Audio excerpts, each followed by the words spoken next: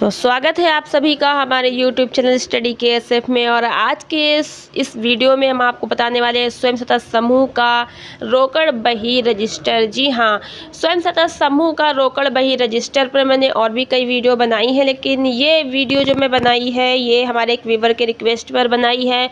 और उन्होंने लिखा था कि मैम, रोकड़ बही में बैंक एवं प्राप्ति का भुगतान का जो कालम होता है, बैंक का प्राप्ति एवं भुगतान कालम, उसको समझा दीजिए कैसे हमको लिखना है।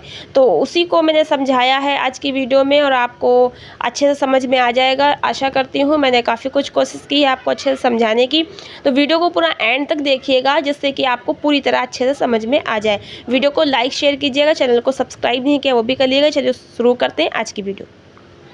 ये जो बैंक वाला कॉलम है, इसमें प्राप्ति और भुगतान क्या है। सबसे पहले आप प्राप्ति समझ लीजिए, ठीक है। ये तो समूह में जब मीटिंग करते हैं ये ऊपर वाले कॉलम होते हैं, मैंने पहले की मीटिंग में समझा दिए हैं। अगर आपको ना समझ आए हो तो कमेंट में लिखिएगा, हम बाद में अलग से वीडियो बनाकर इन कॉलम को ऊपर वालों को समझा देंगे, ठीक है। वो ऊपर आप छोड़ दीजिए। बैंक के जो खाता आपको पासबुक मिली है, उस खाते पर आपके बैंक में खाते पर यहाँ पर प्राप्ति और यहाँ पर भुगतान दिखाना होता है, लिखना होता है। तो प्राप्ति क्या होता है और भुगतान क्या होता है, सबसे पहले आपको प्राप्ति समझ लेना है। तो हमारा जो बैंक में खाता खुल जाता है और खाते की जो पासबुक मिल जाती है, उस पासबुक में कितने पैसे चढ़ गए हैं, आ गए हैं, ठीक है। कितने पैसे उस पर एंटर हो चुके हैं, चढ़ चुके हैं, टोटल क्या क्या पैसे आए हैं, किस किस प्रकार के पैसे आए हैं, वो यहाँ पर सारी चीज़ें लिखी हुई हैं। कि आपका पहले से बैंक के खाते पर कितना पैसा था, अगर आपका पहले से पैसा कोई जमा कर रही हैं, आगे से अब जमा करना है, और अगर नया नया खाता खुला है तो कुछ नहीं होगा, जीरो होगा। रिवॉल्विंग फंड होता है, आरएफ का पैसा 15,000 जो आया हुआ है, अगर वो आया है तो आप उसके आगे लिख देंगी खाते में। जब रिवॉल्विंग फंड आ जाएगा, खाते पर आपके चढ़ जाएगा, प्रिंट हो जाएगा, आप जान जाओगे कि हाँ खाते पैसा आ गया है। कितनी डेट में आया है, तो यहाँ पर आप रिवॉल्विंग फंड का लिखेंगे आरएफ, ठीक है, आरएफ, ठीक। कितनी डेट में आया है, आपके खाते पर जो चढ़ा है वो डेट, कितनी तारीख को उसमें चढ़ा हुआ है, वो डेट यहाँ पे डाल देंगे। और खाता बही संख्या में आपने कहाँ पर उसको नोट किया है, लिखा है मद में, वो लिख लेंगे यहाँ पेज नंबर खाता बही संख्या का। और कितनी राशि आई है, तो आरएफ में 15,000 आती है, आप 15,000 लिख देंगे।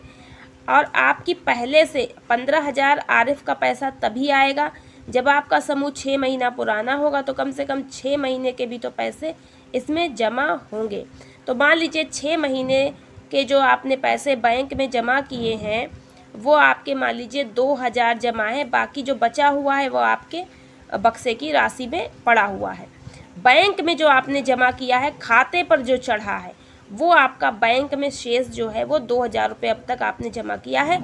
उसके बाद आपका आरएफ का पैसा आ गया जो कि 15,000 आ गया, तो आप इनको जोड़ करके यहाँ पर लिख देंगे, तो 17,000 आपका ये आपके खाते पर हो जाएगा, ठीक है। 17,000 हो गया। अब आपने यहाँ पे लिखना है भुगतान। भुगतान क्या होता है, भुगतान होता है कि आपने खाते से जो पैसा निकाला है, ठीक है, नगद निकाला है, या आपने ग्राम संगठन को या समूह की किसी दीदी को या किसी को भी आपने चेक के रूप में व्यय किया है। यदि आपने समूह का चेक बनवा लिया है और आप बैंक सोचा है ना जाएं, तीनों लोगों ने साइन कर दिया और चेक उस दीदी को दे दिया कि जाओ आप 10,000 या 5,000 रुपये जो भी देने हैं आप बैंक से जा कर के उसको ले लो। चेक के रूप में पैसा जो है बैंक से निकलवाना, या फिर नगद पैसा जा कर के बैंक से वाउचर भर के निकालना, या फिर बैंक में जो आपका ऋण है। अब आगे देखिए, अंतिम हमारा जो पैसा था बैंक में वो 86,603 रुपये यहाँ पे था, तो 86,603 रुपये हमने यहाँ पे लिख दिया बैंक शेष में, ठीक है। अब हमें यहाँ क्या प्राप्त हुआ है, यहाँ पे हमें प्राप्त हुआ है बचत खाते पर ब्याज। किस डेट में प्राप्त हुआ है, 4/2/2022 में, ठीक है। तो वो पैसा कितना प्राप्त हुआ है, 273 रुपये 2 पैसा। तो अब इसको और इसको जोड़ लेंगे, क्योंकि इतना पैसा हमारे बैंक में था खाते पर और 273 रुपये 2 पैसा ब्याज का हमें प्राप्त हो गया, यानी प्राप्त हुआ है, तो वो इसमें जुड़ जाएगा। इतना हो गया, टोटल कितना हो गया, 86,876 रुपये 2 पैसा यहाँ पर टोटल पैसा हमारा कुल हो गया। ठीक है, ये तो हमें प्राप्त हो गया। क्या हमने बैंक में कुछ भी खर्च किया, पैसा निकाला? नगद निकासी, हमने नगद निकासी की थी 4/2/2022 को, जो कि इस मीटिंग से पहले हमने पैसा निकाल लिया। तो 65,000 पैसा निकाला गया, 65,000 रुपये निकाले गए, नगद पैसे निकाले गए। ठीक है, VOCIF ऋण ये निकाला गया, यहाँ पे नहीं लिखा है। यहाँ पे VOCIF ऋण, जब हम इस CIF ऋण यहाँ पे तब भरा जाएगा जब बैंक में जमा पैसों से हम VO ग्राम संगठन को CIF की किस्त जमा करेंगे। तो यहाँ से हम ट्रांसफ़र कर देंगे। मान लीजिए हम नगद पैसा ग्राम संगठन में जाकर नहीं जमा कर रहे हैं, जो दीदियों ने हमें किस्त वापस करी वो हमने अपने समूह के खाते पर जमा कर दी ताकि हमें ब्याज मिल सके। और फिर जब ग्राम संगठन ने हमसे वो CIF की किस्त मांगी तो हमने बैंक से उसको ट्रांसफ़र कर दी। ठीक है, ट्रांसफ़र करवा देंगे तो यहाँ से हम चढ़ाएंगे उस पैसे को उस डेट में कि कब हमने VO को CIF का पैसा जो ऋण है वो दिया था। ठीक है, बाकी अगर हम नगद पैसा निकाल लेंगे फिर जाके ग्राम संगठन में जमा करेंगे किस्त, तो हम नगद निकासी में उसको लिखेंगे, या किसी भी दीदी को उधार देने के लिए पैसा निकाल रहे हैं तो भी नगद निकासी में नगद जो पैसा बैंक से लेकर आए, 65,000 लेकर आए, लिख लिया।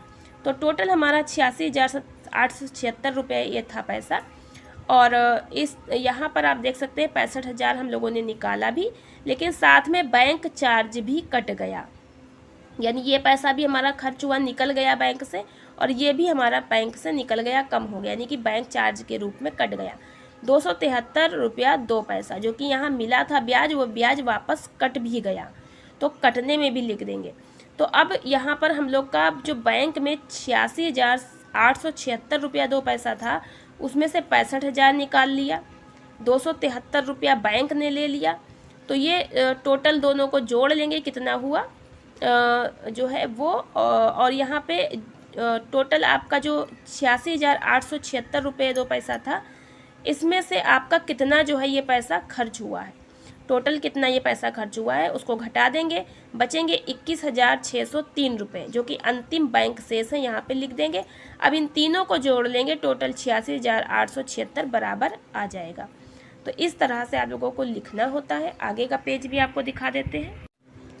अब आप देख सकते हैं कि 21,603 रुपया जो अंतिम शेष था वो मैंने यहाँ लिख दिया, और कुछ यहाँ प्राप्त नहीं हुआ है, तो 21,603 रुपये ही यहाँ पर हैं। और आगे यहाँ पर आप देख सकते हैं कि कुछ भी हमने कहीं किसी को पैसा नहीं दिया, ना कुछ कटा है, ना कुछ खर्च हुआ है बैंक से, तो अंतिम हमारा 21,603 रुपये ही है, टोटल 21,603 रुपये। तो ये बैंक में जो पैसा प्राप्त हो रहा है, खाते पे जमा हो रहा है, चढ़ जा रहा है, वो टोटल करके लिखते हैं। और ये जो खाते से हम लोग निकाल लेते हैं, कहीं पे जमा करते हैं, देते हैं, वो होता है। ठीक है, आशा करती हूँ कि आपकी समझ में आ गया होगा।